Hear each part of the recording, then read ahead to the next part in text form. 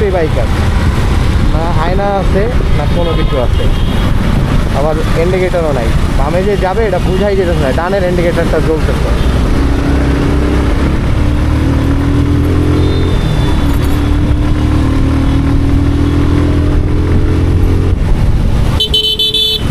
হ্যাঁ, ইন্ডিকেটার তো জ্বালাইতেছেন ডানেরটা, ঢুকতেছেন বামে, এবার বামের ইন্ডিকেটারও নাই, আবার ডানের ইন্ডিকেটার জ্বালাইতেছেন, তাহলে আমি কিভাবে বুঝবো? ভাই বাইকার তো, একটু যদি আপনি সতর্ক না থাকেন আমরা তো আপনাকে সেফ রাখতে পারবো না।